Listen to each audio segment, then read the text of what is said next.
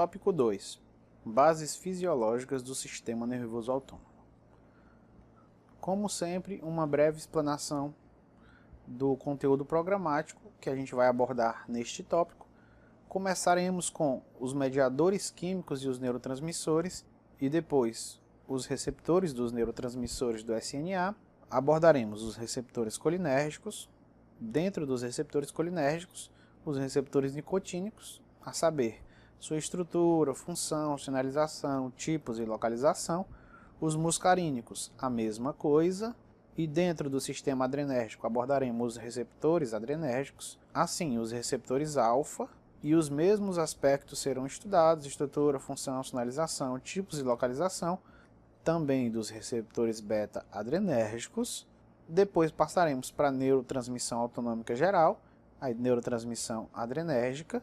Vamos abordar a síntese, o metabolismo, a liberação de catecolaminas na sinapse adrenérgica e em relação à neurotransmissão colinérgica, a mesma coisa, a síntese, o metabolismo, a liberação de acetilcolina na sinapse colinérgica e algumas correlações fisiopatológicas. Começando em relação aos mediadores químicos, o parasimpático libera acetilcolina, predominantemente acetilcolina. Existem alguns neurônios do parasimpático que liberam outros neurotransmissores, não noradrenalina, mas tem alguns que são, por exemplo, nitrérgicos, que liberam óxido nítrico, tem outros que são vipérgicos, que liberam o VIP, o peptídeo intestinal vasoativo, tem outros que liberam alguns outros neuropeptídeos com menor expressão. A acetilcolina é o principal, mas no nosso contexto nós vamos apenas centrar na acetilcolina como principal neurotransmissor do parasimpático, no caso o único no nosso contexto. E no simpático nós temos um papel central para noradrenalina como neurotransmissor, mas também não podemos esquecer da adrenalina. Só que a adrenalina não atua como neurotransmissor no simpático. Ela atua como hormônio. Só relembrando, as fibras pós-ganglionares do sistema nervoso autônomo parasimpático libera acetilcolina.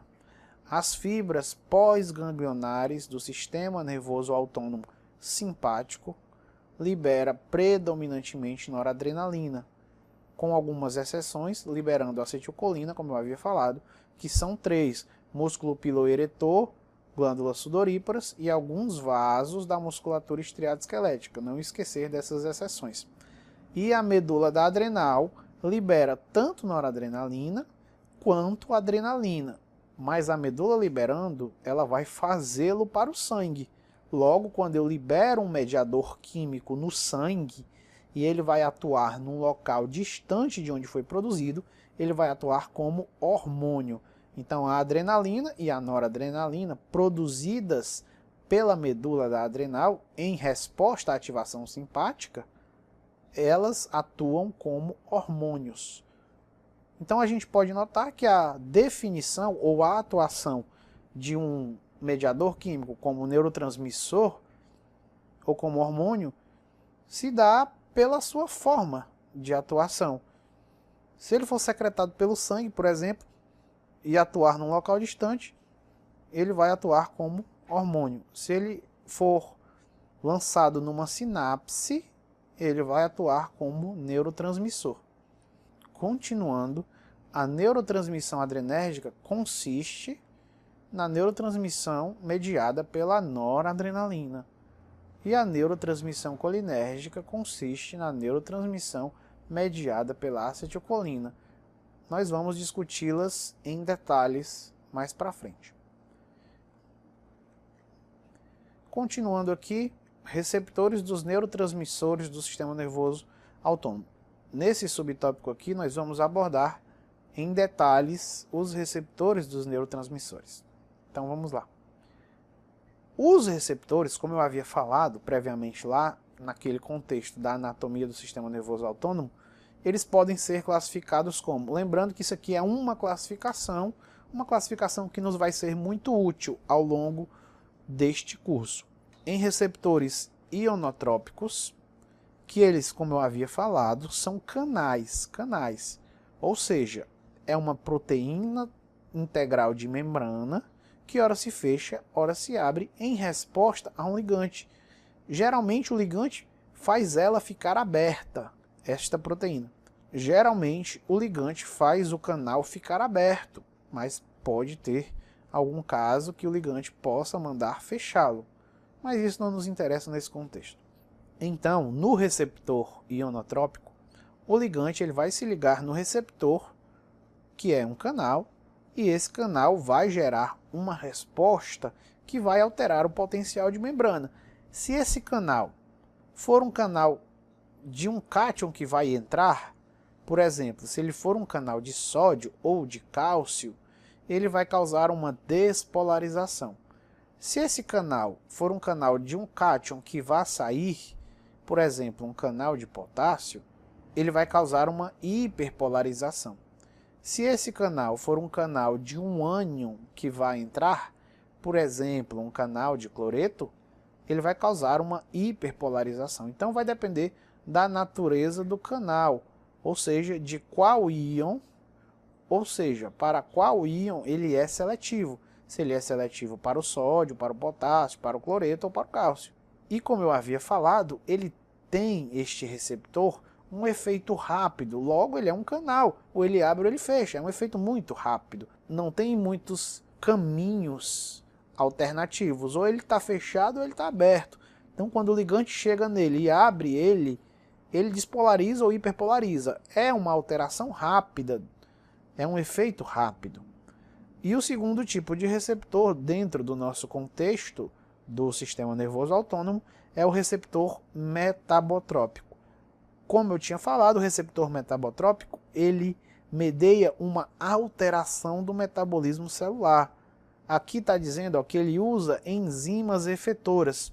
Aqui no caso está mostrando um receptor acoplado à proteína G, porque é o principal receptor encontrado nos órgãos inervados pelo sistema nervoso autônomo, os quais a gente vai estudar. Então vamos centrar neles. Então aqui eu tenho uma proteína integral de membrana. Sugiro que se você ainda tem dúvida nas definições de receptores ou de via de transdução, você procurar o curso de Introdução à Farmacologia, sobretudo o módulo 1, que é o módulo de farmacodinâmica. Os primeiros tópicos abordam justamente os conceitos de receptores, os tipos de receptores. Então aqui eu não vou me aprofundar, porque já tem um outro curso que você pode procurar aí na plataforma e se aprofundar nele. Aí você pode ver os tipos de receptores metabotrópicos, os receptores acoplados à proteína G, toda a dinâmica do funcionamento da proteína G, os receptores ionotrópicos, outros tipos de receptores, incluindo os tirosina quinase. Isso você pode ver nesse curso de Introdução à Farmacologia. Aqui, obviamente que eu vou falar algumas coisas de via de transdução e tudo, mas sempre no contexto do sistema nervoso autônomo. Então, continuando, o receptor metabotrópico, o ligante que o ativa vai levar a uma alteração metabólica profunda, como eu falei, para promover síntese de glicogênio, para promover quebra de glicose, para promover alterações metabólicas mais profundas, usa-se receptores metabotrópicos. Para obter apenas uma resposta de despolarização e hiperpolarização, utiliza-se receptores ionotrópicos. Assim eu já consigo deduzir basicamente, ou pelo menos de maneira mesmo que superficial, onde esses receptores estarão expressos. Continuando, os receptores metabotrópicos, eles frequentemente, para promover essa alteração metabólica profunda, eles precisam utilizar segundos mensageiros, porque só assim que eu vou modificar enzimas, atividades enzimáticas. Então, quando um receptor metabotrópico quer aumentar ou diminuir a atividade de uma enzima ou alguma atividade celular, como promover mais contração muscular, promover maior secreção glandular, ele o faz por meio da síntese de segundos mensageiros. O AMP cíclico, o GMP cíclico, o próprio cálcio, tudo isso, como eu falei, abordei em detalhes no curso que eu citei, de Introdução à Farmacologia. Logo, o efeito do receptor metabotrópico é um efeito mais demorado, bem mais demorado. Dito isso, essa explicação acerca dos conceitos de receptor ionotrópico e metabotrópico, o parasimpático, liberando a acetilcolina, vai atuar nos receptores colinérgicos. Aí eu tenho vários subtipos de receptores colinérgicos. Aqui, ó, são os receptores metabotrópicos. Essa figura representa os receptores metabotrópicos, que são M1, M2, M3, M4 e M5. São os subtipos dos receptores chamados de receptores muscarínicos. São receptores metabotrópicos da acetilcolina. O outro tipo de receptor da acetilcolina é esse daqui. Note, ele é um canal, logo ele é um receptor ionotrópico. E os subtipos dos receptores nicotínicos são o NM e o NN, ou seja, o muscular e o neuronal. Todos esses receptores eu vou falar em mais detalhes mais para frente. No simpático, ele vai liberar predominantemente noradrenalina. A noradrenalina vai atuar nos receptores adrenérgicos, que são metabotrópicos. Todos os receptores adrenérgicos são metabotrópicos. Já os colinérgicos têm metabotrópicos e ionotrópicos. Em relação aos tipos e os subtipos dos receptores adrenérgicos, nós temos o alfa-1 com os seus subtipos alfa-1A, alfa-1B e alfa-1D. Nós temos os alfa-2 com seus subtipos alfa-2A, alfa-2B e alfa-2C. E nós temos o beta-1, o beta-2 e o beta-3. Até o presente momento, sem subtipos de receptores em cada um. Falando primeiro dos receptores colinérgicos. De maneira geral, vamos às divisões. Como eu havia falado, nós temos aqui, ó, o primeiro tipo, que é um receptor ionotrópico, ou seja, é um canal. Este canalzinho aqui, ó, é o receptor ionotrópico da acetilcolina. O Daly, ele estava estudando os efeitos da nicotina, que é um alcaloide proveniente da nicotina, o tabaco, em anfíbios. E aí ele notou que algumas ações, sobretudo as ações no músculo estriado esquelético, eram ações semelhantes à acetilcolina. E aí ele disse, olha, a nicotina faz no músculo esquelético a mesma coisa que a acetilcolina faz. Aí ele chamou essas ações de ações nicotínicas. E mais no futuro o nome receptor nicotínico, para representar a proteína que era responsável por aquelas ações, ficou. Então os receptores que mediavam aquelas ações nicotínicas no músculo foram chamados de receptores nicotínicos. Como eu havia falado, são receptores ionotrópicos, são canais. Ele fez a mesma coisa em outros locais, por exemplo, no coração, ele ficou testando um outro alcaloide, o alcaloide agora da amanita muscaria, o alcaloide muscarina. E aí ele viu que no coração a muscarina tinha ações semelhantes à acetilcolina. E aí ele chamou as ações da acetilcolina nos órgãos, como o coração, como o intestino, como a bexiga, de ações muscarínicas. E aí o nome da proteína responsável por mediar estes efeitos muscarínicos foi chamada de receptor muscarínico. E aí ficou os receptores nicotínicos ionotrópicos e os muscarínicos metabotrópicos, sendo que os nicotínicos eu tenho o NN e o NM, e os muscarínicos do M1 ao M5 são os subtipos. Continuando ainda sobre os receptores colinérgicos, nós temos os nicotínicos. Falar um pouquinho mais detalhadamente dos nicotínicos. A estrutura deles, como eu havia falado, é um canal. Então nós temos este canal aqui que atravessa completamente a membrana, é um pentâmero esse receptor nicotínico, ou seja, são 5 subunidades. Na maioria das vezes nós temos as subunidades alfa, beta, gama e delta. Obviamente que dependendo da isoforma e do local desse receptor, essas subunidades podem mudar. Aqui está mostrando um tradicional do músculo esquelético, por exemplo. Nós temos dois locais de ligação para acetilcolina. É entre uma subunidade alfa e uma gama, e uma alfa e uma delta. Nós temos essa dinâmica aqui. Em relação aos estados, nós temos que, como é um canal, só pode coexistir ou no estado fechado ou no estado aberto. Na ausência de ligante ele está fechado, na presença de ligante ele está aberto.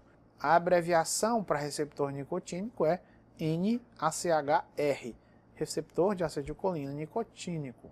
Eles respondem tanto à acetilcolina quanto à nicotina. Ambos são agonistas dos receptores nicotínicos. E quanto aos tipos, nós temos o N1, também conhecido como NN, como eu havia falado, é o do tipo neuronal. O N2 ou NM, que é o do tipo muscular. Onde é que está o NN? O NN ele se encontra no sistema nervoso central, na medula da adrenal e nos gânglios, ou seja, onde tem neurônio, ou pelo menos células semelhantes a neurônios modificados. Sistema nervoso central, vários neurônios espalhados pelo sistema nervoso central expressam os receptores nicotínicos. Os feocromócitos da medula da adrenal também expressam esses receptores NN. E os corpos celulares dos neurônios pós-ganglionares, que formam os gânglios, também expressam esse receptor NN. E o NM, como o nome denota, tipo muscular, está no músculo estriado esquelético. E a sinalização dele, como ele é um canal, logo ele é um canal de algum íon. Então ele é um canal de sódio / potássio. Ele é um canal de dois íons. Tanto o NM é um canal de sódio e potássio, quanto o NN é um canal de sódio e potássio. Porém, quem entra efetivamente é apenas o sódio. Isso se deve basicamente às forças eletroquímicas que regem a entrada dos íons. Nós temos que o íon que mais quer entrar é o sódio. Nós temos que o sódio ele quer muito mais entrar do que o potássio quer sair. Como dentro da célula é negativo, o sódio vai entrar com mais vigor, porque ele é positivo e está indo para onde está negativo. E a concentração dele está maior fora do que dentro. O potássio, ele quer sair por causa da concentração dele, que é maior dentro do que fora. Porém, fora está positivo. E ele é positivo. Então, ele só tem uma força mandando ele sair, enquanto o sódio tem duas mandando ele entrar. Então, só para, em termos quantitativos, a cada 100 sódios que entram, um potássio sai. Então, a resultante é a entrada de 99 cargas positivas. Então, esse canal é um canal despolarizante, é um canal excitatório, porque entram cargas positivas mais do que saem cargas positivas. Mas ele é um canal não seletivo, tanto de sódio para potássio. Mas na prática, quem entra é o sódio. Em relação aos receptores muscarínicos, a estrutura é uma estrutura básica dos receptores acoplados à proteína G, atravessa 7 vezes a membrana e tem um acoplamento interno com alguma proteína G. Aqui está mostrando a família M1, M3 e M5, e aqui está mostrando a família M2 e M4. Eles são acoplados a proteínas G diferentes, e eles são ativados pela muscarina, obviamente que pela acetilcolina também. A sinalização, já previamente mostrado no slide passado, nós temos o receptor M1, ele é acoplado à proteína GQ, esta eleva os níveis de cálcio, esta, por sua vez, vai ativar a fosfolipase C, que vai aumentar os níveis de IP3 e DAG, e este vai aumentar os níveis de cálcio, e o cálcio vai ativar a PKC, e vai ter todas as ações do cálcio e da PKC no tecido. O receptor M2, ele ativa a proteína GI/G0. Essa proteína, ela bloqueia a adenilato ciclase, ela inibe a adenilato ciclase. Então ela vai diminuir os níveis de AMP cíclico. M3 é semelhante ao M1, mesma via de sinalização, utilizando a proteína GQ. O M4 é semelhante ao M2, utilizando a sua mesma via. E o M5 é semelhante ao M1 e ao M3. É por isso que diz que Os ímpares são acoplados à proteína GQ e os pares são acoplados à proteína GI. Detalhando um pouco mais essa sinalização nesse contexto, os receptores ímpares são acoplados à proteína GQ, como eu havia falado. Aqui está mostrando a via de transdução dele. Por exemplo, a ativação do receptor M3. A acetilcolina vem, se liga no receptor M3, ele vai ativar a proteína GQ, essa subunidade de alfa da proteína GQ ativada vai ativar a fosfolipase C, fosfolipase C vai na membrana, vai quebrar o PIP2 e vai produzir o DAG, o diacilglicerol, e o IP3. O IP3 vem e vai atuar nos receptores de IP3 no retículo sarcoplasmático e vai causar liberação de cálcio. O cálcio, por sua vez, vai se juntar com a PKC, ou o próprio cálcio vai produzir alguns efeitos. Essa é a via de transdução clássica da família M1, M3 e M5, acoplada à proteína GQ. Qualquer receptor acoplado à proteína GQ tem essa via de sinalização. Quanto aos receptores da família M2, que abrangem o M2 e o M4, são acoplados à proteína GI/G0. Aqui está mostrando essa inibição. Aqui o exemplo, o receptor M2 do coração. Ele vai ativar a proteína GI, que vai inibir a adenilato ciclase, e a subunidade beta-gama vai abrir um canal de potássio. Então ele vai hiperpolarizar aqui no caso uma célula cardíaca, ou seja, vai causar bradicardia. E a própria inibição da adenilato ciclase, ao inibir a produção de AMP cíclico, vai inibir a produção de pKa, e sem pKa, canais de sódio vão se fechar mais, canais de cálcio vão se fechar mais e canais de potássio vão se abrir mais, porque a pKa, respectivamente, abriria canais de sódio, abriria canais de cálcio e fecharia canais de potássio. Sem a pKa, isso fica comprometido. Então, essa é a sinalização básica da via GI/G0, característico dos receptores M2 e M4.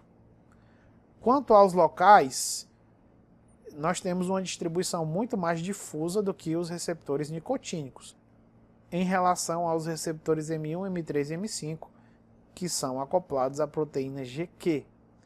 Eles estão distribuídos onde? No trato gastrointestinal, aí eles aumentam as secreções, aumentam o peristaltismo, diminuem o tônus dos esfíncteres. Eles podem ser encontrados no pulmão, nos brônquios, causando lá tanto aumento da contração brônquica, quanto aumento das secreções brônquicas. Eles podem ser encontrados nos vasos sanguíneos, eles podem ser encontrados nos olhos e na bexiga. Notem que a maioria dos receptores encontrados aqui, nas glândulas salivares, porque na saliva mesmo não tem, são receptores M3. Então, o M1 e o M5 eles são pouco distribuídos.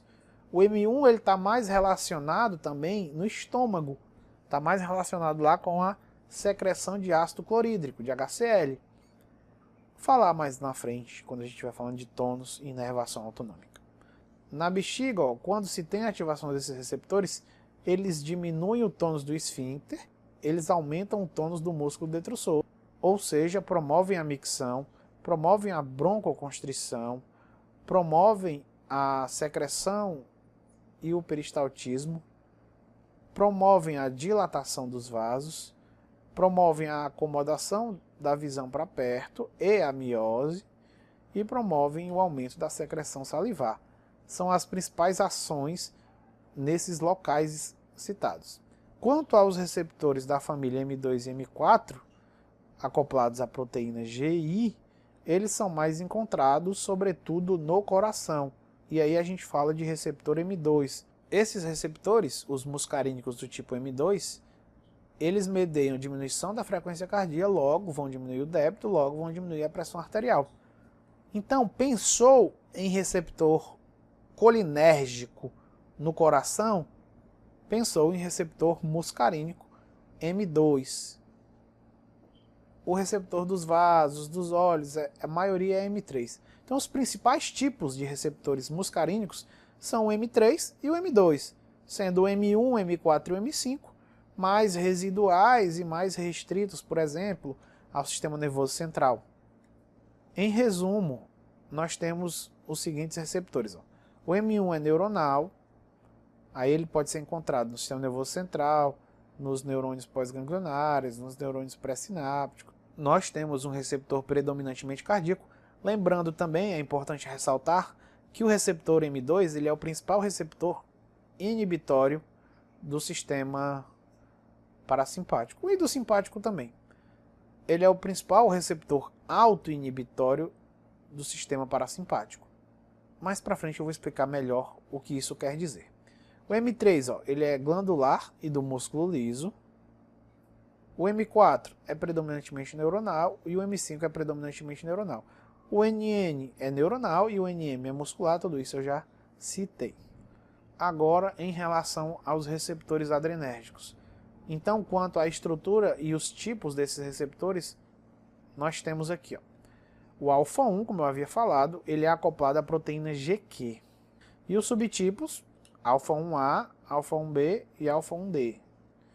O alfa-2, ele é acoplado à proteína GI/G0, semelhante aos receptores M2 lá que eu citei. E o alfa-1 é semelhante ao receptor M1. Então você pode até associar o M1 é semelhante ao alfa-1 em termos de via de transdução, ambos são GQ, e o alfa-2 junto com o M2, ambos são GI. Os subtipos dos receptores alfa-2 são, como já citados, alfa-2A, alfa-2B e alfa-2C. E os beta são acoplados à proteína GS e eles, como subtipos, nós temos o beta-1, beta-2 e o beta-3. São os principais subtipos dos receptores adrenérgicos. Em relação à sinalização, semelhantemente como eu havia feito lá nos receptores colinérgicos, nós temos o alfa-1 acoplado a GQ, logo ele vai aumentar o cálcio. O alfa-2 acoplado a GI, logo ele vai diminuir o AMP cíclico e a atividade da PKA. O beta-1 acoplado a GS, logo vai aumentar o AMP cíclico e a PKA. O beta-2, mesma coisa. E o beta-3, mesma coisa. Então, basicamente, sobre as vias de sinalização era isso. O receptor alfa-1, falando da via GQ, semelhantemente lá o que eu havia falado no receptor M1. Ó. A adrenalina ativando no receptor alfa-1 vai ativar a proteína GQ vai ativar a fosfolipase C, a fosfolipase C vai causar a produção de DAG do IP3, o IP3 vem no retículo, causa a liberação do cálcio, o cálcio sai, desencadeia uma resposta e ativa a PKC, que vai desencadear uma outra resposta. Essa é a dinâmica do receptor alfa-1. Por exemplo, quando a adrenalina ou a noradrenalina quer mandar um vaso contrair, é essa via que ela usa. No final das contas, quem vai causar a contração? Ó, o cálcio. De onde é que vem o cálcio? Do retículo. Quem foi que tirou o cálcio do retículo? O IP3. Esse IP3 vem da onde? Da fosfolipase C. Quem foi que ativou a fosfolipase C? Proteína GQ. Quem foi que ativou a proteína GQ? Receptor alfa-1. Quem foi que ativou o receptor alfa-1? A adrenalina. Então é assim que a adrenalina e a noradrenalina causam contração da musculatura lisa dos vasos, ou de um esfíncter também, de músculo liso. A sinalização do alfa-2 é parecida com o que eu mostrei em relação à proteína GI. A adrenalina chegando, ou noradrenalina, ativando o receptor alfa-2, ativando a proteína GI inibe a adenilato ciclase, sem adenilato ciclase eu não ativo a PKA. Então as ações mediadas pela PKA vão estar inibidas. Em relação a beta, a sinalização dos betas, tanto beta-1 quanto beta-2 quanto beta-3, é a sinalização acoplada à proteína GS. Assim, eu vou ativar a adenilato ciclase. Noradrenalina ativa o beta-1, ativa a proteína GS, a subunidade alfa vai na adenilato ciclase, ativa a adenilato ciclase, eu produzo o AMP cíclico, o AMP cíclico ativa a PKA, e a PKA vai fosforilar canais e vai gerar sua resposta. Se for no coração, por exemplo, vai causar taquicardia e aumento da força de contração. Quanto à localização, nós temos os receptores alfa-1, eles estão predominantemente no músculo liso. Então eu vou encontrá-los nos vasos, sobretudo, e nos esfínteres. Eles sempre vão causar contração. Por que eles sempre vão causar contração? Porque eles sempre vão aumentar o cálcio. Os receptores alfa-2. Tem uma exceçãozinha também aqui. Na verdade, nem sempre eles vão causar contração, não. Eu posso ter alfa-1 na parede do músculo liso visceral, por exemplo, de um intestino, causando relaxamento. Mas isso são outros receptores alfa-1 que são acoplados à proteína GI/G0. Aí eu vou ter essa parada, mas isso é uma outra discussão. De qualquer maneira, quando a gente pensa em alfa-1 em músculo liso, a gente tem que pensar em contração. O receptor alfa-2, ele está na membrana pré-sináptica dos neurônios, eu vou mostrar isso mais para frente, e na membrana pós-sináptica, de vasos, no intestino, no fígado, nos rins. Ele é o receptor principal da regulação do feedback negativo, da secreção de noradrenalina. O beta-1 está mais no coração e nos rins, então pensou em beta-1, é para ser sinônimo de cara-coração. Qual é o receptor adrenérgico do coração? É o receptor beta-1. Pensou no coração, pensou na ação da adrenalina no coração, pensou em receptor beta-1. Ele também está lá na mácula densa do aparelho justaglomerular dos rins, levando à secreção de renina. O beta-2 é encontrado sobretudo em músculo liso também, assim como o alfa-1. Porém, como o beta-2 é acoplado à proteína GS, a proteína GS causa relaxamento. Então, toda vida que eu tiver o beta-2 em músculo liso, eu vou causar relaxamento. Então, se o beta-2 estiver no brônquio, ele vai causar broncodilatação. Se o beta-2 estiver no útero, ele vai causar relaxamento do miométrio. Se ele estiver no vaso, ele vai causar vasodilatação. Ele também é encontrado no pâncreas, mas aí ele estimula a liberação de insulina, que é outro mecanismo também dependente do AMP cíclico. No geral, pensou em beta-2, pensou em relaxamento. Ou broncodilatação, ou do útero, ou vasodilatação. E o beta-3, por último, é encontrado sobretudo no tecido adiposo, e a sua ativação vai promover a lipólise, ou seja, a quebra e imobilização dos ácidos graxos esterificados, a quebra de gordura. Continuando, ainda em relação à localização, falando de maneira mais pormenorizada, nós temos nos brônquios o beta-2, que vai causar dilatação. Na pele, nós temos o receptor muscarínico M3, porque, lembrando que eu tinha falado que o simpático inerva as glândulas sudoríparas, porém ele libera acetilcolina. Aí, apesar de estar aqui em relação aos receptores adrenérgicos, é porque eu coloquei aqui por causa do simpático, né? Então é o receptor M3, não esquecer que é o receptor M3. Nos vasos, eu tenho o beta-2, o alfa-1 e o alfa-2. O alfa-1 e o alfa-2 em vasos vão causar, o alfa-1 e o alfa-2 em vasos vão causar vasoconstrição e o beta-2 vai causar dilatação. Em quais vasos? Nos vasos das coronárias, como a gente vai ver, e nos vasos do músculo estriado esquelético nós temos beta-2. E aí o simpático pode dilatar esses vasos. E nos vasos do mesentério, nos vasos do leito esplâncnico, nos vasos de todo o TGI, nos vasos da pele, nos vasos renais, o simpático vai causar, sobretudo, vasoconstrição, porque vai atuar nos receptores alfa-1. A saliva. Nas glândulas salivares, nós temos mais receptores alfa-1. No tecido adiposo, nós temos os 3, mas sobretudo beta-3. No rim, como eu falei, nós temos beta-1 em relação ao aparelho justaglomerular. E nós temos alfa-1 em relação aos vasos. Na bexiga, nós temos alfa-1 nos esfíncteres e beta-2 no detrusor. Beta-2 vai causar relaxamento e alfa-1 vai causar contração. Nos olhos, nós temos o alfa-1 causando... Nos olhos, nós temos o alfa-1 causando contração do músculo radial. E quando o músculo radial, esse músculo bem aqui, da íris, se contrai, ele causa dilatação da pupila. Isso eu vou explicar mais lá para frente também. No músculo esquelético, nós temos receptores beta-2, tanto no próprio músculo, para causar glicogenólise, que é a quebra do glicogênio, quanto nos vasos do músculo, que é para causar vasodilatação. No sistema nervoso central, sobretudo beta 1 e alfa 1, ó, aumento da motivação, estado de alerta, atenção. E no coração, como eu havia falado, sobretudo receptores beta 1.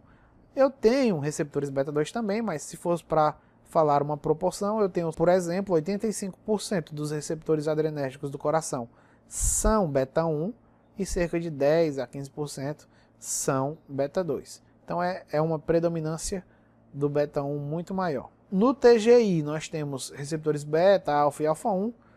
De uma maneira geral, a ativação simpática do TGI causa diminuição do peristaltismo, aumento do tônus dos esfíncteres e diminuição do fluxo de sangue, porque vai contrair os vasos lá. E no fígado eu tenho o beta 2 causando glicogenólise e liberação de glicose, quase a mesma coisa que ele faz no músculo esquelético. A diferença é que, como o músculo esquelético não expressa a glicose 6-fosfatase, ou seja, a enzima que tira o fosfato da glicose, o músculo esquelético não consegue liberar glicose. Toda a glicose que ele produz, toda a glicose que vem da produção, toda a glicose que vem da quebra do glicogênio, o próprio músculo utiliza. Já o fígado não. Quando ele promove glicogenólise, ele utiliza muito pouca glicose. Ele faz exportar para o sangue. É uma diferença entre a glicogenólise hepática e a glicogenólise muscular. E aqui você tem um resumo dos tipos de receptores. Ó. Não vou entrar em detalhes, mas como a gente pode ver aqui, ó, no mesmo tecido, isso a gente vai discutir mais para frente, no mesmo tecido eu posso ter uma distribuição de receptores e as funções são diferentes. O receptor beta 1 no nó vai aumentar a automaticidade, vai aumentar a frequência cardíaca. O mesmo receptor, ó, beta 1 nos ventrículos ou nas fibras musculares vai causar contratilidade. Então, o mesmo receptor pode causar ações diversas no mesmo tecido. Mas geralmente o aumento da automaticidade e o aumento da contratilidade são funções que convergem, ou seja, elas vão para o mesmo fim. E aí eu tenho ó, no músculo liso vascular o beta 2, músculo liso dos brônquios beta 2, broncodilatação, vasodilatação. Tudo isso eu falei e tudo isso também nós vamos discutir quando eu for falar de cada tecido em particular. Em resumo, a tabelinha aqui também, fiz essa tabelinha mais para vocês olharem aí quando vocês baixarem os slides. Alfa 1A, alfa 1B, alfa 1D, tudo isso eu já discuti. Então vamos entrar agora na parte de neurotransmissão autonômica. A sinapse autonômica ela é chamada de varicosidade. A junção entre o neurônio autonômico e o seu órgão-alvo é chamada de varicosidade. Ou seja, a junção entre a terminação nervosa de um neurônio pós-ganglionar e o seu órgão-alvo, por exemplo, o músculo cardíaco, por exemplo, um músculo liso, por exemplo, uma glândula, é chamada de varicosidade. Então eu tenho a varicosidade adrenérgica e a varicosidade colinérgica. Está aqui a varicosidade. Ó. O neurônio pós-ganglionar vem, deixa o seu terminal do axônio e faz várias, digamos, projeções sinápticas aqui. Ó. E são nesses locaizinhos chamados de varicosidades que são liberados os neurotransmissores. Então, entrando na segunda parte do tópico 2, de bases fisiológicas do sistema nervoso autônomo, a neurotransmissão adrenérgica. Vamos falar primeiramente dela. Falar de neurotransmissão adrenérgica é falar das catecolaminas, sobretudo do metabolismo neuronal das catecolaminas. Assim, só uma breve discussãozinha para a gente definir e conceituar o que são as catecolaminas. As catecolaminas, como o nome já denota, são um grupo de substâncias químicas formadas por um grupo catecol, que é o dihidroxibenzeno, que é esse rapaz aqui. Tem duas hidroxilas na posição orto. Esse é o grupo catecol. Mais o grupamento amina, mais precisamente falando, uma etilamina, que é essa moça aqui. 2 carbonos etil, carbono terminal, uma amina. Quando eu junto o dihidroxibenzeno no grupo catecol mais a etilamina do grupo amina, eu tenho a catecolamina. Então este é o grupamento químico que compõe dopamina, noradrenalina e adrenalina. Essas são as três grandes aminas endógenas. A gente pode ter também catecolaminas exógenas, como por exemplo o isoproterenol, mas isso aí a gente vai discutir lá na parte de adrenérgicos. Continuando aqui, em relação à síntese das catecolaminas, primeiro nós temos a tirosina. A tirosina, ela sofre a ação da tirosina hidroxilase, que é uma enzima que está lá no citossol, e se transforma em DOPA, a dihidroxifenilalanina. Aí a DOPA sofre a ação de uma outra enzima chamada de DOPA descarboxilase, que a transforma em dopamina. Aí a dopamina entra na vesícula sináptica, que não está mostrado aqui ainda, e sofre a ação dentro da vesícula de uma outra enzima chamada de dopamina beta-hidroxilase. Aí a dopamina se transforma em noradrenalina. Aí a noradrenalina fica armazenada lá nas vesículas. Isso no neurônio pós-ganglionar do sistema nervoso simpático. Porém, se nós estivermos falando da medula da adrenal, lá dos feocromócitos da medula da adrenal, nós temos mais uma reação possível, que é a noradrenalina sofrendo a ação de uma enzima chamada de feniletanolamina N-metiltransferase. Aí ela vai colocar um metil na noradrenalina e vai transformá-la em adrenalina. Aí nós temos a síntese da adrenalina. Só deixando claro que este passo ele só ocorre na medula da adrenal, porque é somente os feocromócitos de lá que expressam essa enzima aqui, a feniletanolamina N-metiltransferase, que vai colocar um metil na nora e transformá-la em adrenalina. Mostrar aqui de novo esse mesmo passo. Ó, nós temos o aminoácido tirosina. A tirosina ela vai entrar no neurônio pós-ganglionar via um cotransportador, chamado transportador de tirosina. Ele leva o sódio e a tirosina para dentro. Uma vez dentro do neurônio pós-ganglionar, a tirosina, como falado, sofre a ação da tirosina hidroxilase e se transforma na dihidroxifenilalanina, a DOPA, que eu havia também falado. Aí a DOPA sofre a ação da DOPA descarboxilase, também conhecida como descarboxilase dos aminoácidos L-aromáticos, uma vez, e aí se transforma em dopamina. A dopamina, como eu falei também, entra na vesícula. Ela é colocada dentro da vesícula, a dopamina, por um transportador vesicular, chamado de VMAT. Aqui no caso está aportuguesado, tem TVMA, que é o transportador vesicular de monoaminas. Ele tem duas isoformas, o VMAT1 e o VMAT2, expressos um no sistema nervoso periférico e outro no sistema nervoso central. Do sistema nervoso central é o VMAT2 e o do sistema periférico é o VMAT1. E nós temos essa distribuição. Qual é a função dele? É o que o nome dele diz que ele faz. Ele transporta monoaminas vesiculares. Então ele tem uma capacidade de transportar dopamina, ele transporta noradrenalina, adrenalina, serotonina também e até histamina. Ele transporta qualquer monoamina. E ele vai aqui no caso, ó, coloca a dopamina dentro da vesícula, aí a dopamina sofre a ação da dopamina beta-hidroxilase, que é uma enzima que está dentro da vesícula, e transforma justamente a dopamina em noradrenalina. Aí a noradrenalina fica aqui bonitinha, como eu falei. Se é na medula da adrenal, como eu tinha falado antes, essa noradrenalina ela vai sair pelo VMAT e vai encontrar no citossol, que essa enzima aqui, ela é uma enzima citossólica, ou seja, ela está aqui dissolvida no citosol, ou no citoplasma. E aí a noradrenalina vai sofrer a ação dessa enzima e vai ser transformada em adrenalina. Lembrando que eu estou falando da medula da adrenal.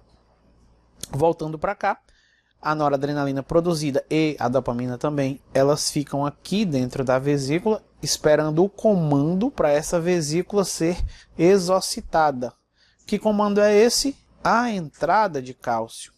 Então, quando vem o potencial de ação aqui no neurônio pós-ganglionar, quando ele chega no terminal do axônio, ele abre canais de cálcio, o cálcio vai entrar, vai desencadear o processo de fusão vesicular, e aí a vesícula vai jogar o conteúdo dela, no caso aqui a noradrenalina e a dopamina, na fenda sináptica.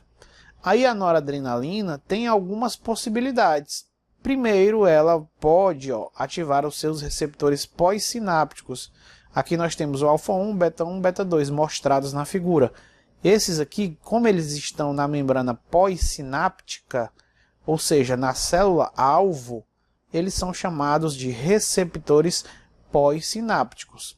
Eu tenho esse rapaz aqui, que ele está expresso no próprio neurônio que liberou o neurotransmissor. Ele é chamado de autorreceptor ou de receptor pré-sináptico, justamente porque ele está na membrana do neurônio pré-sináptico.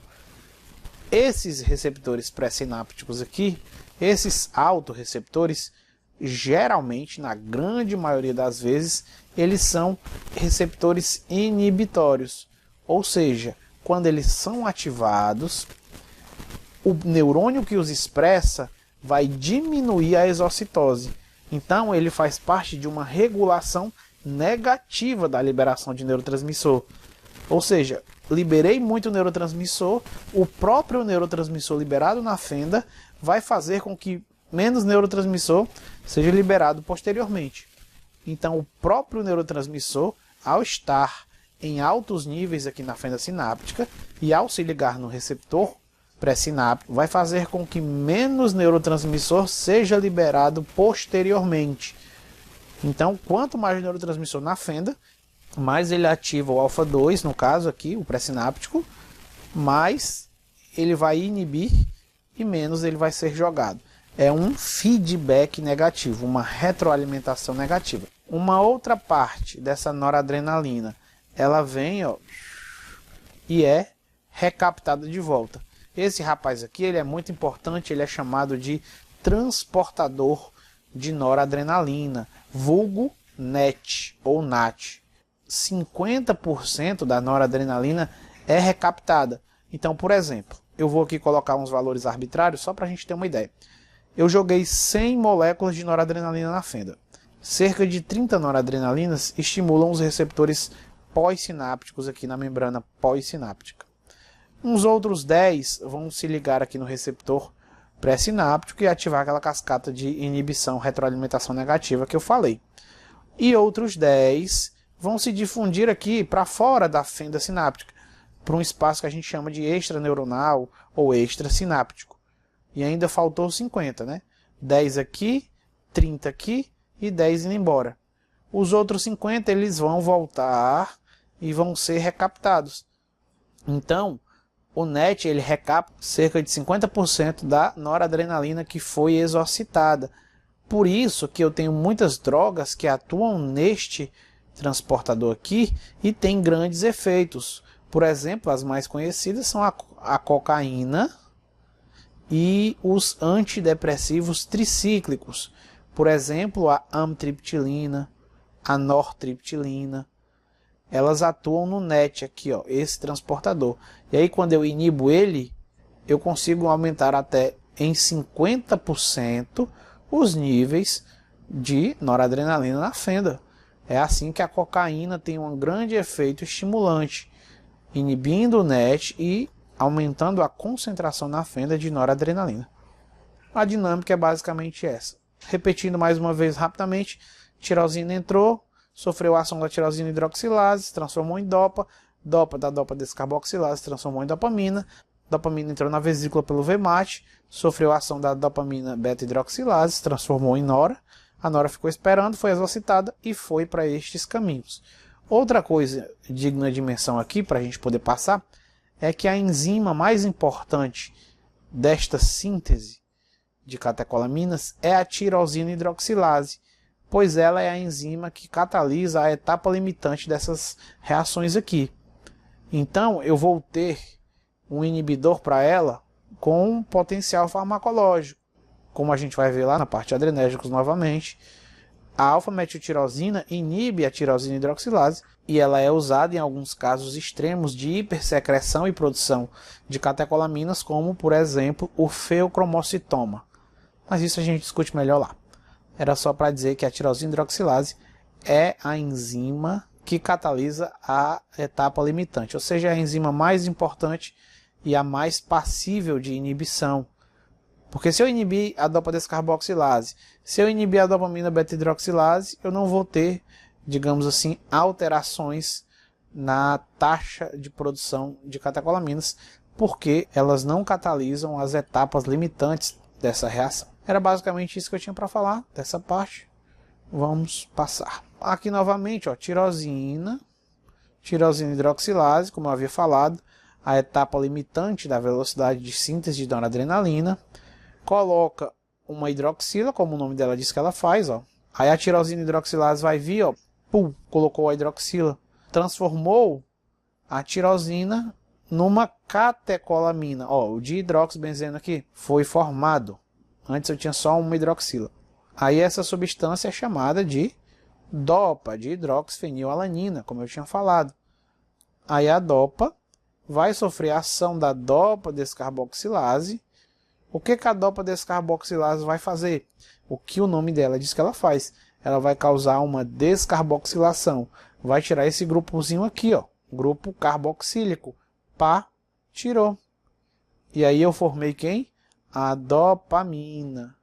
Aí a dopamina vai sofrer a ação da dopamina beta-hidroxilase, que vai fazer o quê? O que o nome dela diz que ela faz. Vai hidroxilar no carbono beta. Carbono alfa, carbono beta. Eu coloco uma hidroxila, transformo a dopamina em noradrenalina. Esse prefixo nor, ele se refere justamente a sem o metil. A nortriptilina é quase igual a amitriptilina sem o metil. A noradrenalina é quase igual a adrenalina, porém sem o metil. Aí a noradrenalina vai sofrer a ação da PNMT, que eu havia falado, feniletanolamina N-metiltransferase. O que a PNMT vai fazer? O que o nome dela diz que ela faz? Ela vai colocar um metil, vai transferir um metil para o grupamento amina. E aí ela vai transformar a noradrenalina em adrenalina. É assim que funciona a síntese das catecolaminas. Aqui está mostrando uma outra representação da neurotransmissão adrenérgica, que está mostrando um fenômeno interessante, que é a cotransmissão. Eu tenho 3 neurotransmissores na mesma vesícula. Isso aqui eu vou discutir um pouco mais lá para frente, mas é só para mostrar como é complexa essa neurotransmissão adrenérgica. Aqui no caso eu tenho o neuropeptídeo Y e o ATP. Em relação à regulação da liberação, eu coloquei um pequeno texto, porque essa parte aqui, ela sempre costuma ser um pouco mais confusa. Tem muitos alunos que confundem muito.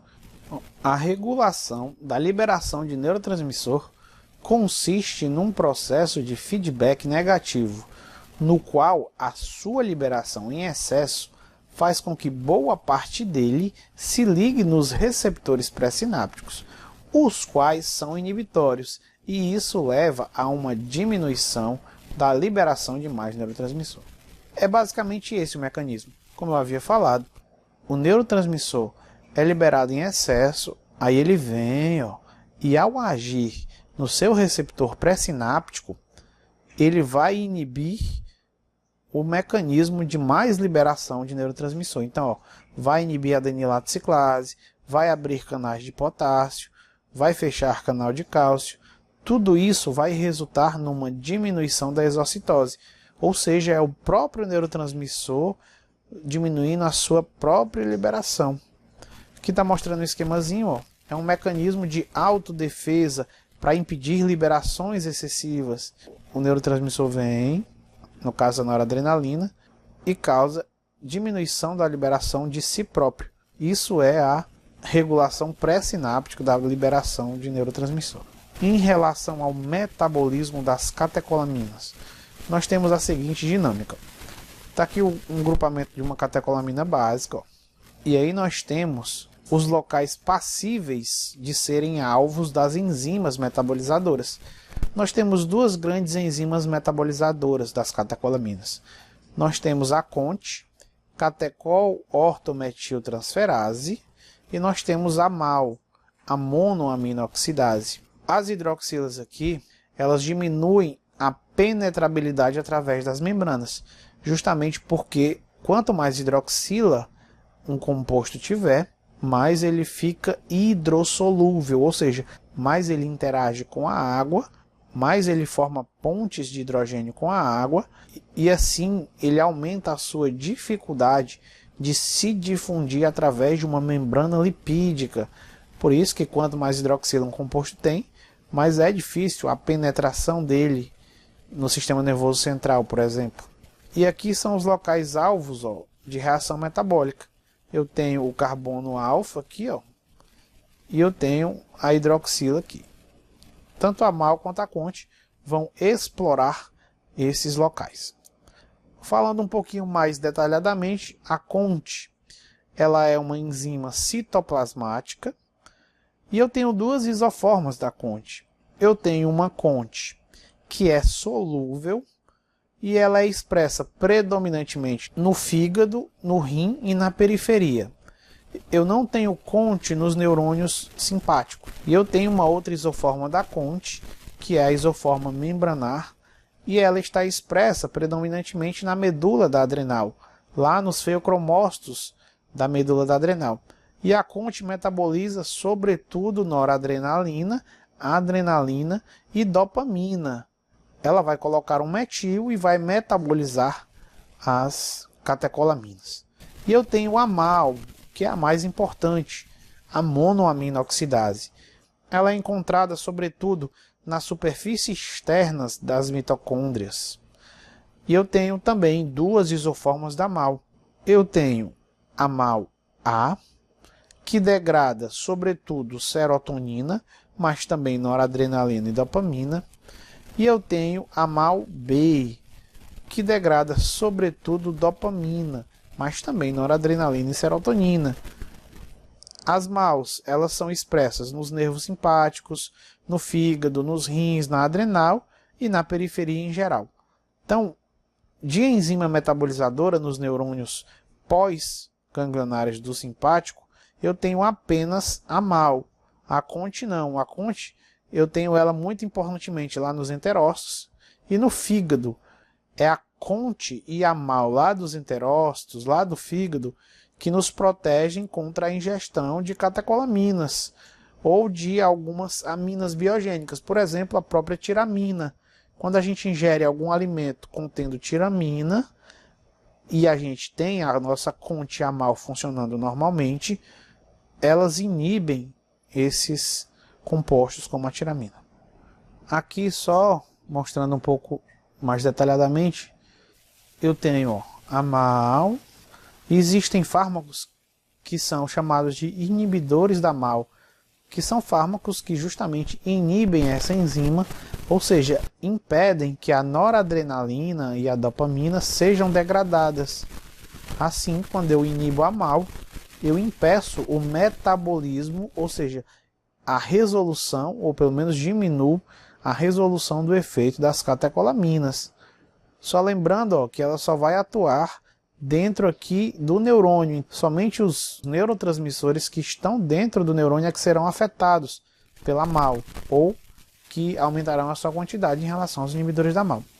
Aqui é o NET, como eu havia falado, e aqui é o receptor alfa-2, e aqui são alguns alvos, os inibidores da MAO, a mirtazapina, que bloqueia o receptor alfa-2, e os ADTs, que são os antidepressivos tricíclicos que bloqueiam o NET. Então, resumindo, quando eu bloqueio a MAO, eu aumento os níveis também de noradrenalina e outras catecolaminas.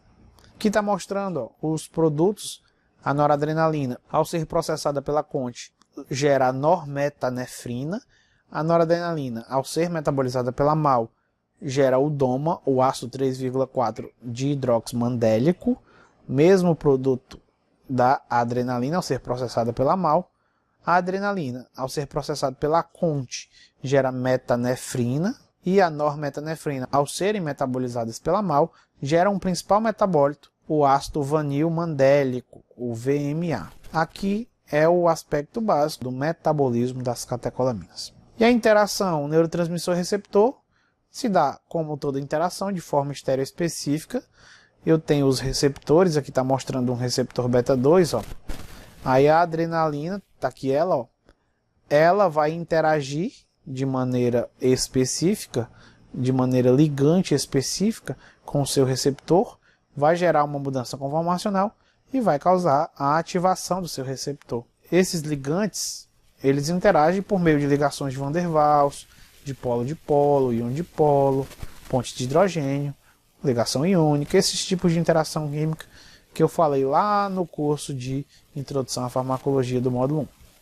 Então eu tenho a adrenalina e a noradrenalina se ligando nos receptores e fazendo diversos efeitos. Aqui no caso, os receptores beta 1 estão sobretudo no coração, ó. Ele vai ativar a proteína GS, que vai estimular a via de sinalização lá do AMP cíclico. Aí o AMP cíclico e a PKA vão abrir canais de cálcio voltagem independentes, vão fosforilar a fosfolamban, vão aumentar a entrada de cálcio, vão aumentar a atividade da cerca.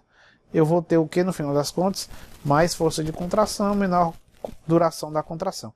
Isso aqui era o exemplo das ações das catecolaminas no coração, mas isso a gente vai discutir também de maneira detalhada lá na frente. Era basicamente isso.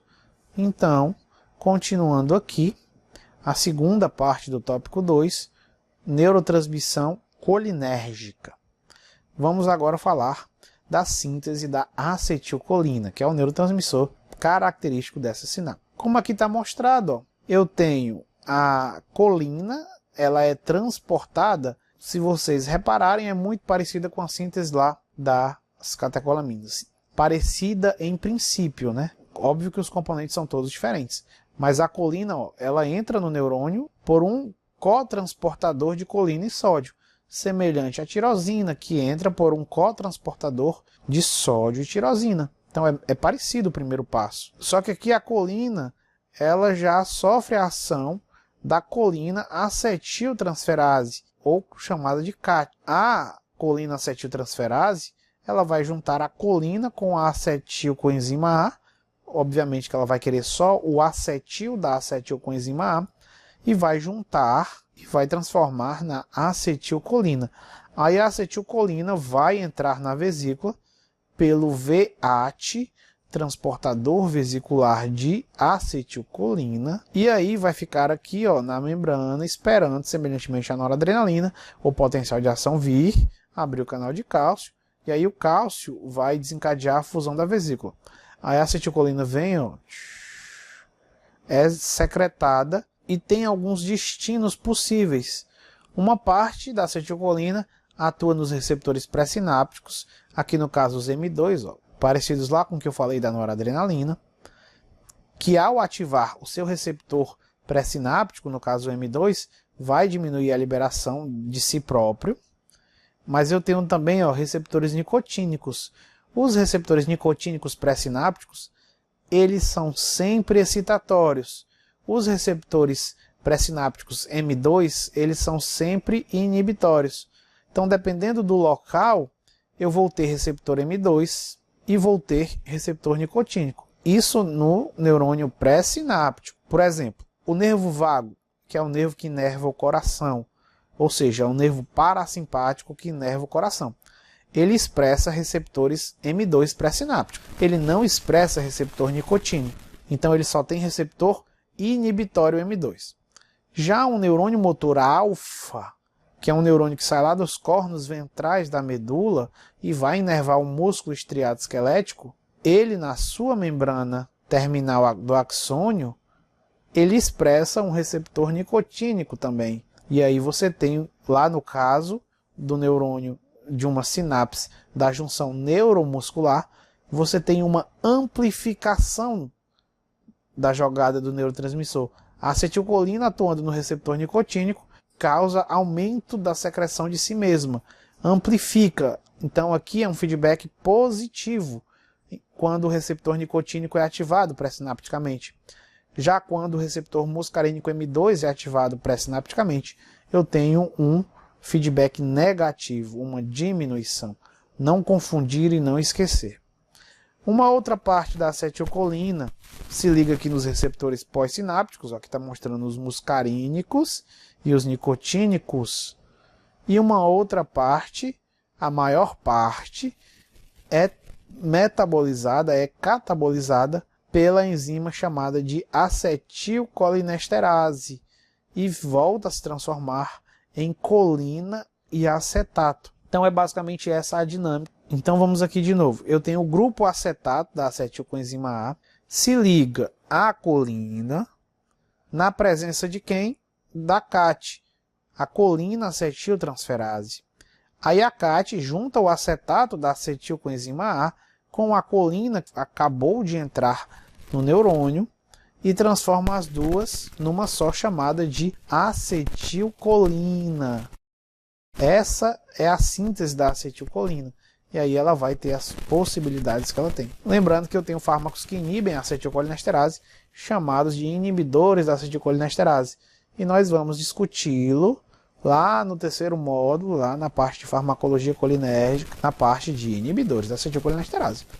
Continuando, a regulação da liberação é muito parecida, o texto é praticamente o mesmo, porém eu tenho aqui receptores diferentes. Só muda que os receptores são diferentes, mas o mecanismo é igual.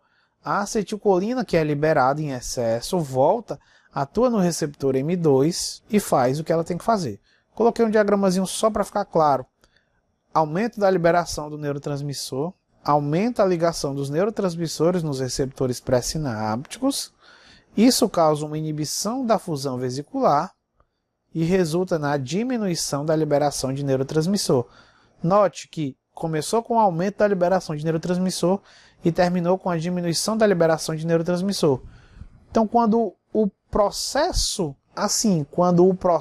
que desencadeia toda a cascata, ele diminui no final, eu tenho um feedback negativo. Por exemplo, o aumento da concentração de glicose no sangue desencadeia uma resposta que vai culminar com a diminuição da glicose no sangue. O que é que eu tenho quando eu aumento a concentração sérica de glicose? Eu tenho o aumento da secreção de insulina. Aí a insulina vai, atua nas células musculares estriadas esqueléticas, atua no tecido adiposo e coloca o GLUT4 lá. E aí o GLUT4 começa a colocar essa glicose que estava em excesso dentro. E aí os níveis de glicose caem.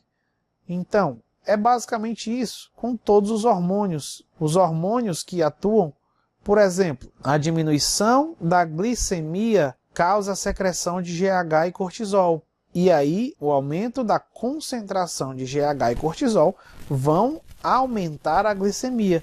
Então, a diminuição da glicemia causou o aumento da glicemia depois. O aumento da liberação do neurotransmissor causou a diminuição da liberação de neurotransmissor posteriormente. Lembrando que é posteriormente. Eu tenho uma cascata de eventos que precisa ser feita para poder chegar lá no fim. O metabolismo da acetilcolina, como eu já havia falado, é feito pela acetilcolinesterase. Eu tenho aqui esta enzima, a acetilcolinesterase, ela vai degradar a acetilcolina em acetato e colina. A colina pode voltar novamente e, ao se combinar com a acetil-CoA, vira novamente acetilcolina. Esse é o metabolismo da acetilcolina. Novamente mostrando aqui, aqui um pouco mais detalhadamente, eu tenho a acetilcolina chegando bem pertinho do sítio ativo da acetilcolinesterase. Aí ela vai, se liga, o sítio pega o acetato dela, joga depois. Então é uma reação de catálise hidrolítica. É uma hidrólise. O sítio catalítico da acetilcolinesterase cliva, pega o acetato da acetilcolina e depois solta ele no ambiente. E aí eu gero colina e acetato.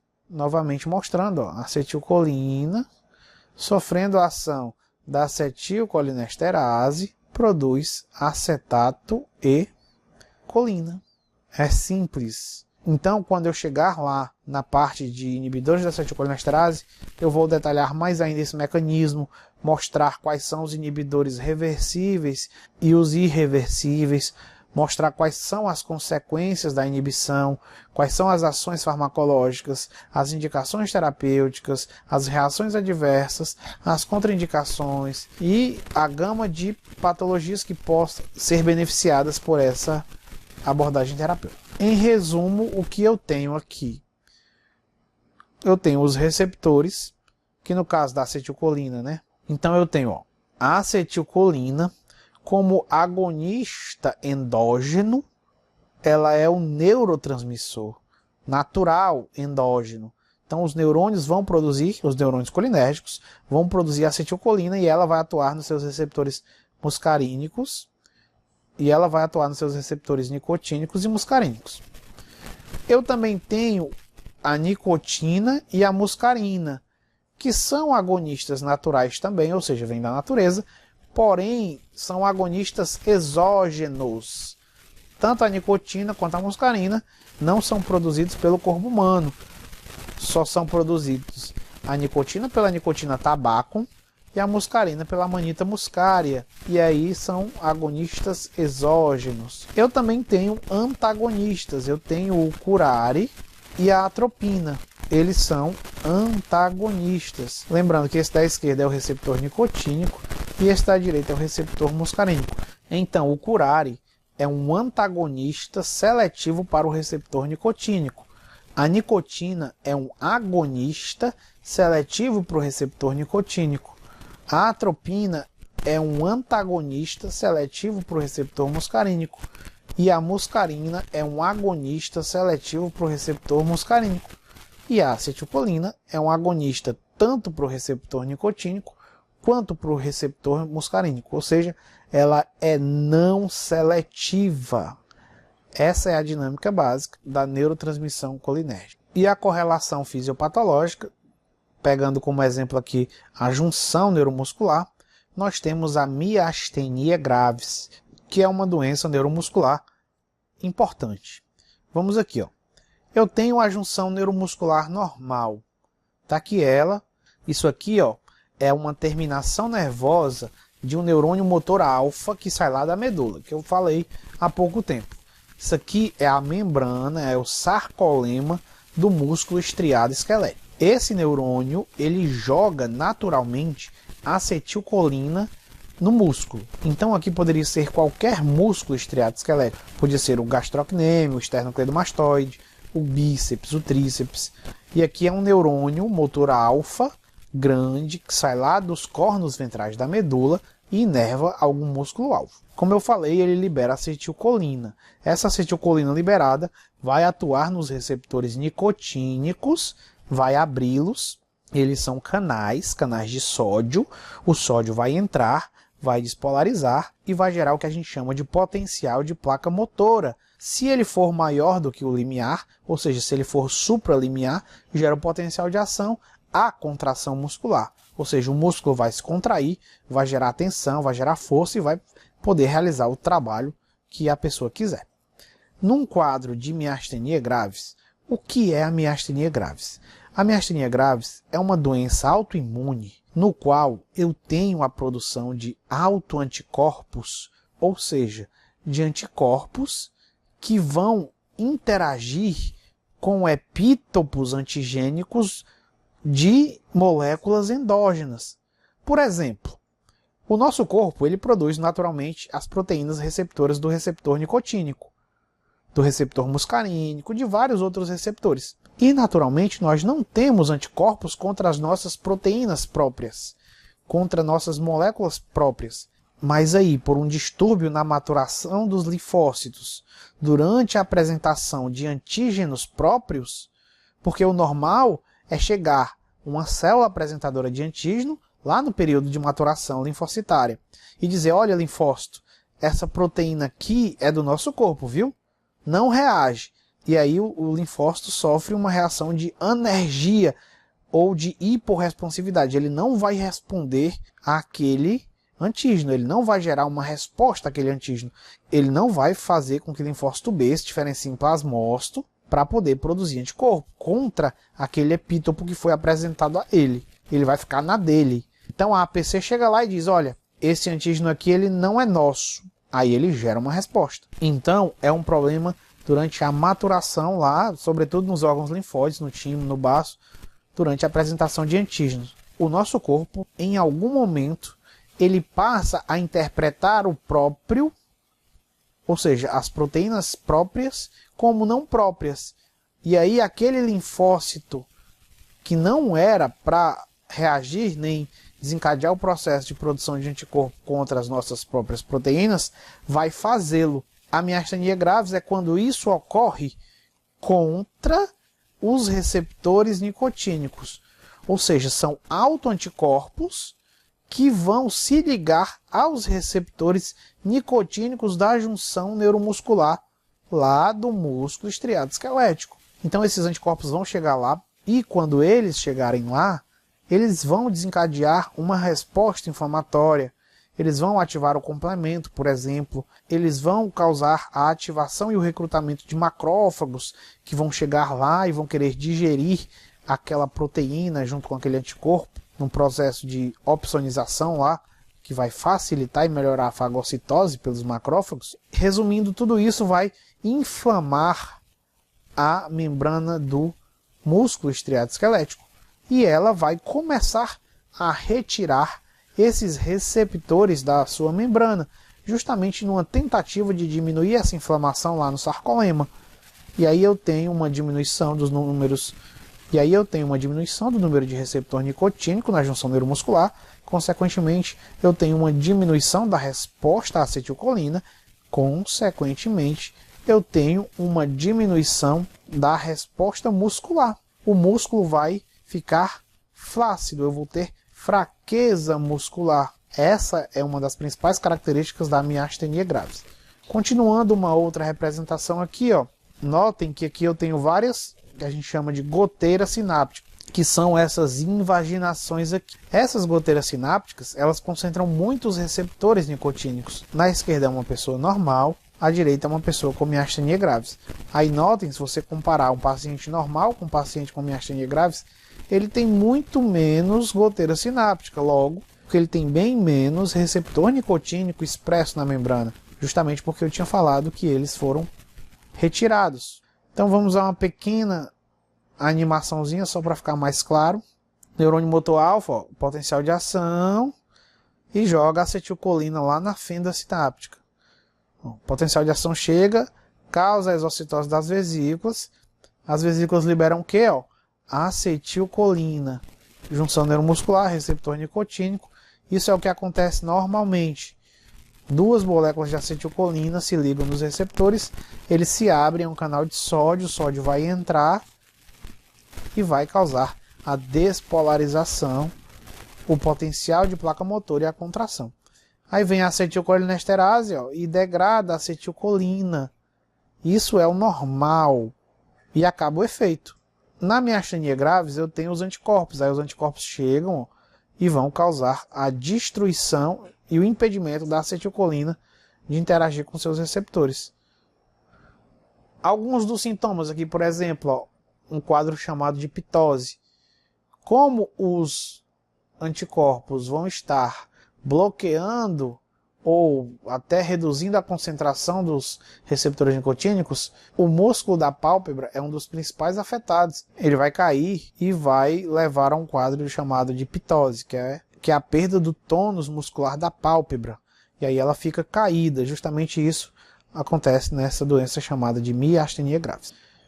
Comparando aqui só o simpático e o parasimpático novamente, eu tenho, ó, do ponto de vista de origem do sistema nervoso central, do segmento T1 até o L2, aquilo que eu tinha falado, e o parasimpático ele vem do mesencéfalo, do bulbo lá do tronco, né? E dos segmentos sacrais, como eu tinha falado.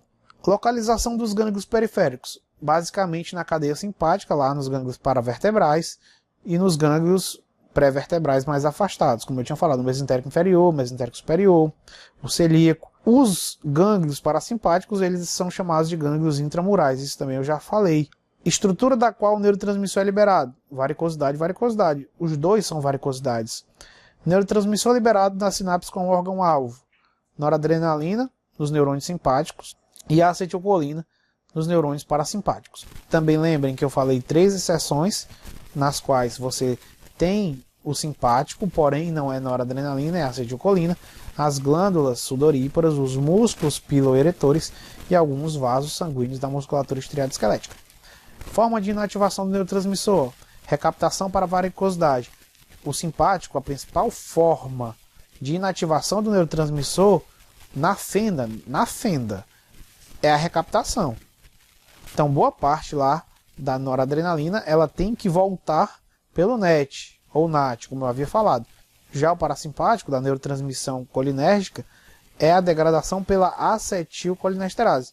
Obviamente que a difusão também faz parte, é o neurotransmissor indo para espaços fora da sinapse, extrassinápticos. Receptor presente na célula são os receptores adrenérgicos e são os receptores colinérgicos. Como eu estou falando do parasimpático, vão ser só os muscarínicos. Lembrando que os nicotínicos eles estão apenas lá nos gânglios, sistema nervoso central e no músculo estriado esquelético. O coração não tem receptor nicotínico, por exemplo. Sinapse ganglionar, no simpático, é a acetilcolina atuando em receptores nicotínicos, e no parasimpático, idem. Isso também eu já falei. Sinapse neurônio-alvo, noradrenalina atuando em receptores alfa ou beta, e acetilcolina atuando em receptores muscarínicos. Tudo isso eu já falei, aqui era só um resuminho. Vamos agora para o tópico 3, que é a inervação e o tônus autonômico. Assim nós vamos ver nesse tópico 3 como os diferentes órgãos e sistemas sofrem essa ação predominante do simpático ou do parasimpático,